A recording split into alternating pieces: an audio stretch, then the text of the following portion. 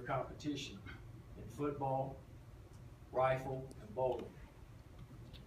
This has been an agonizing decision because of the people involved, the young people. And we've just come from meeting with our coaches and students and sharing this information with them. I mentioned some important facts. We have shared this information personally with our coaches and players. And we want them to know and told them face to face that this in no way reflects negatively on them. They have performed and executed with admiration, and they have had our full support throughout this year. We are very proud of the way they have acquitted themselves and what they've accomplished and contributed. Every important decision that we make is done so with the best knowledge available, considered by our leaders together, in the same manner as in all other parts of the university. Over the last 18+ months, we have been developing a university-wide strategic plan across every unit within the institution. We went about our strategic plan for athletics in the same as we've done for our academic and other units. We sought broad input, led by athletics and by our development, external relations, and alumni teams. We engaged a professional consulting organization, Car Sports Consulting, highly regarded in collegiate athletics. We first did a self-assessment. We asked to evaluate our competitiveness and the financial investments that we were making for each of our sports. We did benchmarking versus Conference USA and using NCAA data. We asked them to assess from our coaches and athletic staff what investments would we need to make over the next 5 years to field teams that would be competitive in Conference USA. And we asked them to consider 1 or 2 areas that we could invest incrementally in and have national prominence and perhaps one day strive for a national championship. We asked Car Consulting to put together financial plans around this goal of developing this level of competitiveness in our academic programs. And when we received the first financial analyses back, it was clear that there was a big delta between where we are and what we would need to achieve this. So Richard Margison, our then Vice President for Finance and Administration, and Brian Mackin, our Athletic Director, worked with Car Sports to look at a number of options for our athletic programs. And we asked them to share with us the options, and we as a leadership team together would choose the best path forward for our athletic programs over the next 5 years. These are the principles that we stay focused on. We wanted our teams to be able to strive for excellence and aim for championship level of play and competitiveness. We wanted to be sure, first and foremost, that we continue to emphasize character, good values, discipline, teamwork, and good sportsmanship at all times. We continue to place the highest value on our student athletes being successful. That we will honor all of our coaches' contracts. We'll honor our student athletes' scholarships. And they will be able to stay here and receive their degree under scholarship and with the mentoring in place that they have appreciated already. And we will do everything possible to help each one of them make this transition as well as possible. Approximately $30 million. And of that $30 million, UAB subsidizes $20 million of it, or 2/3 of the budget. Under the plan that Dr. Watts is outlining, we will continue to support athletics overall at the $20 million level. That amounts to an institutional investment of at least $100 million over the next 5 years. According again to the expert analysis by Carr Sports, we would have to substantially increase our operating budget and our capital investments in facilities to support an athletic department that fields a consistently competitive Conference USA football team. Support could be generated. The fact is, we've looked at that carefully. We've looked at our past success with philanthropy or private giving, and we've looked at what we believe is the capacity for private giving going forward.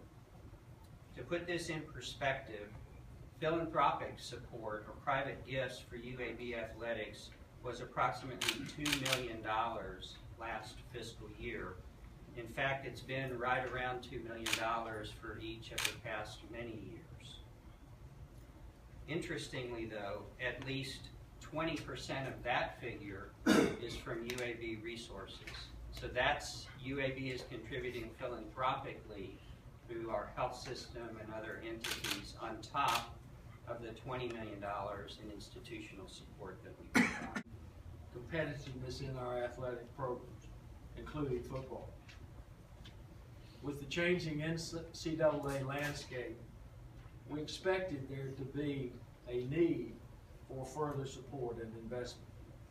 But I can say that we were indeed shocked to see how much more it would take. The more we analyzed it, unfortunately, the clearer the decision became. This is one of the hardest decisions that we've had to make because of the people involved. Our student athletes, our coaches, our alumni, our supporters. And we're going to continue to support athletics as Alan outlined, to the tune of $100 million over the next 5 years of institutional resources. Well, I will tell you very straightforwardly that we were as candid as possible with Coach Clark. And we told Coach Clark that we were about 6 weeks into a strategic planning process for athletics in which we're going to look at everything and look at our level of competitiveness, look at the investments that may be needed, and that everything was on the table. And he clearly understood that. He came to UAB with that understanding, and he came to UAB to do the very best job that he could, and his coaching staff could, and to get the best out of our players. There's no question he's done that. And if the realities were not what they were, there's nobody that we can think of that we'd rather coach UAB football than Bill Clark. You have a question right here? Our coaches were informed of the full intent of the strategic plan.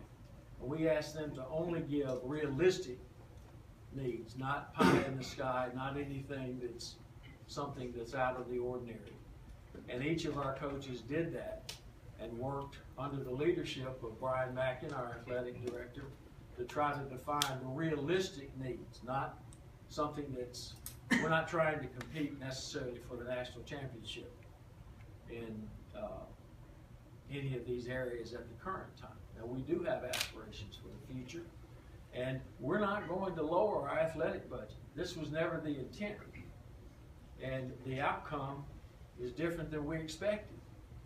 But we know that we can't continue to invest another $50 million on top of our investment just to remain competitive in Conference USA. And we're going to reallocate those resources, and that's part of the strategic plan and part of the follow-through. Those resources will be reallocated to our other athletic programs to strive for even greater competitiveness and to strive to push into the areas where possible on a national level. Yes, working on the details, but we have that built into our transition plan. So let me put it in perspective. Over the next 5 years, instead of having a $27 million operating deficit, by making these changes, we'll have a $1.8 million surplus. And that's after reallocating the resources to the other sports. How many people are going to lose their jobs because of this? We have about 12 coaches or so in athletics, and we have 2 or 3 coaches in rifle and bowling. And so we'll honor their contracts, we'll support them, and we'll help them transition to a new opportunity. and we'll make sure that they are kept whole according to our contracts. No students will lose their scholarships. None of our band members or cheerleaders or others will lose their scholarships. We don't have a plan to downsize those activities because we're going to continue, we're going to strive to be competitive in collegiate athletics in the areas that fit the financial boundaries that make sense for us. Did that. And the overall impact will be modest.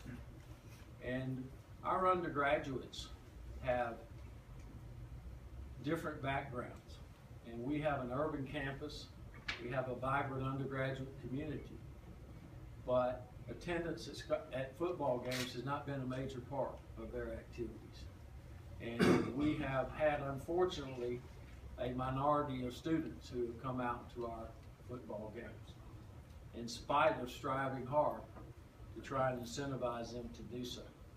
And actually, we are at the lower end of student participation in Conference USA football.